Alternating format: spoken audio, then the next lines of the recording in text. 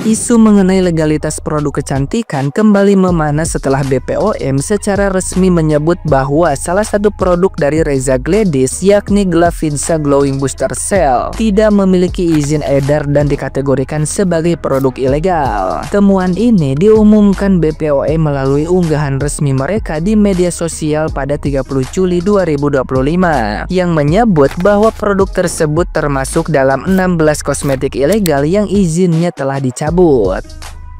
Dalam keterangan itu, BPOM menegaskan bahwa Glavinsa Glowing Booster Cell tidak terdaftar di sistem mereka. Sementara produk lain yang serupa seperti Ribeskin Superficial Pink Aging dan Ribeskin X Pink Shooter juga telah kehilangan izin edar sejak awal dan pertengahan 2024. Namun, pihak Reza Gladys melalui kuasa hukumnya memberikan klarifikasi telah terjadi kesalahpahaman fatal. Yang disebut sebagai Glowing Booster Cell bukanlah produk skincare, melainkan treatment kecantikan yang menggunakan bahan dari perusahaan lain yaitu Ribeskin. Pihaknya menjelaskan bahwa treatment tersebut sebenarnya mirip seperti layanan krim bat di salon, yang pada dasarnya tidak memerlukan izin edar karena yang memerlukan izin hanyalah produk yang digunakan. Dalam hal ini, produk Ribeskin memang sempat memiliki izin edar dari BPOM yang berlaku hingga Februari 2025, meski akhirnya dicabut pada November 2024. Namun, Reza Gladys sudah menghentikan penggunaannya sejak Mei 2024 bukan karena pencabutan izin, melainkan karena minat pasar yang menurun. Ia menegaskan bahwa treatment Glowing Booster Cell bukan produk yang dipasarkan secara bebas, melainkan layanan berbasis penggunaan produk yang izinnya sah saat itu. Oleh karena itu, BPOM dinilai keliru karena menilai treatment ini seolah-olah adalah produk skincare ilegal. Bahkan, kuasa hukum Reza Gladys menyayangkan pernyataan beberapa pihak, termasuk Nikita Mirzani yang dianggap ikut menyebarkan kekeliruan tersebut. Intinya, menurut pihak Reza Gladys, BPOM salah kaprah. Glowing Booster Cell adalah nama treatment bukan produk, sehingga wajar bila tidak memiliki izin edar karena memang tidak membutuhkannya. Nah, gimana nih menurut netizen yang terhormat? Silahkan berkomentar ya. Tadi barusan lewat di FYP, ada dua brand owner tertawa kengingisan seolah-olah mereka tidak peduli dan tidak merasa bersalah. Padahal akun resmi dari BPOM baru saja merilis dua produk mereka yang tidak memiliki izin edar. Namun dua brand ownernya ini malah tetap tengengisan seolah-olah tidak terjadi apa-apa. Mungkin mereka merasa punya power ya guys, tapi ingat, kita sebagai masyarakat punya kekuatan lebih untuk memutuskan mana brand yang pantas kita gunakan dan tidak pantas kita gunakan.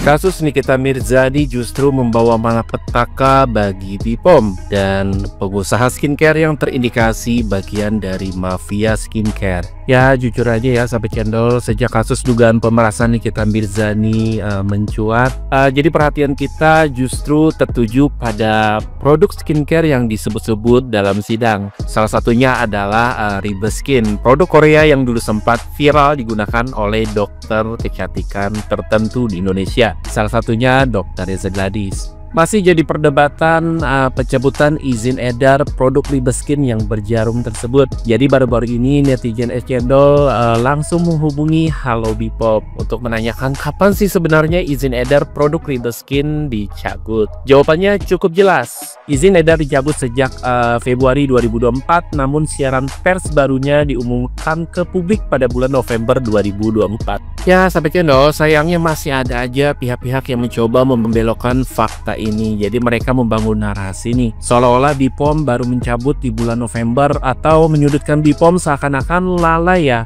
karena tidak segera mengumumkan pencabutan tersebut sejak Februari 2024. Nah sahabat channel, sekarang kita masuk ke hal yang lebih serius dan krusial dari sekedar debat medsos. Jika memang benar BPOM dianggap lambat mengumumkan pencabutan ya, lalu klinik atau pengusaha tetap menjual dan memakai produk itu dalam treatment sebelum November 2024, apakah mereka otomatis bebas dari tanggung jawab hukum? Jawabannya belum tentu ya sahabat channel. Jadi di dalam hukum Indonesia itu ada asas ignorantia legis non excusat, yang artinya ketidaktahuan akan hukum tidak membebaskan dari tanggung jawab hukum. Atau sederhananya gini, semua orang dianggap tahu hukum, terutama ketika menyangkut aktivitas komersial seperti jual beli produk kesehatan dan kecantikan. Ya, kita tidak sedang menuduh siapapun, tapi sebagai masyarakat tentunya kita berhak bertanya ya, apakah BPOM betul-betul serius melindungi konsumen dari produk yang berbahaya, ataukah malah hanya melakukan siaran pers sekedar formalitas supaya kelihatan bekerja tapi tidak memberikan kepastian hukum?